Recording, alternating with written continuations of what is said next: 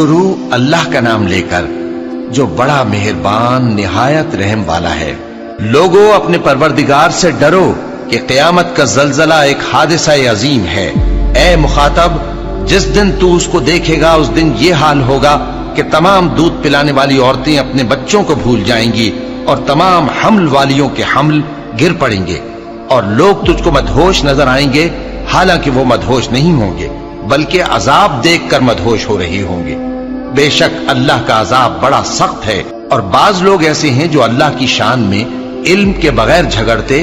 اور ہر شیطان سرکش کی پیروی کرتے ہیں، جس کے بارے میں لکھ دیا گیا ہے کہ جو اسے دوست رکھے گا تو وہ اس کو گمراہ کر دے گا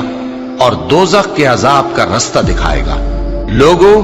اگر تم کو مرنے کے بعد جی اٹھنے میں کچھ شک ہو تو ہم نے تم کو پہلی بار بھی تو پیدا کیا تھا، یعنی ابتدا میں مٹی سے، پھر اس سے نطفہ بنا کر، پھر اس سے خون کا لوتھڑا بنا کر، پھر اس سے بوٹی بنا کر جس کی بناوٹ کامل بھی ہوتی ہے اور ناقص بھی، تاکہ تم پر اپنی خالقیت ظاہر کر دیں۔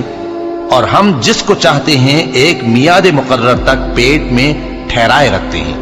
پھر تم کو بچہ بنا کر نکالتے ہیں، پھر تم جوانی کو پہنچتے ہو، اور بعض قبل از پیری مر جاتے ہیں،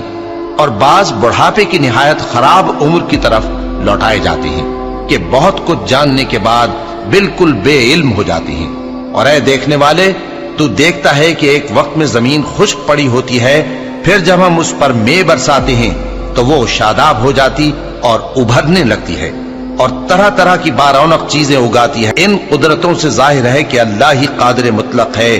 جو برحق ہے،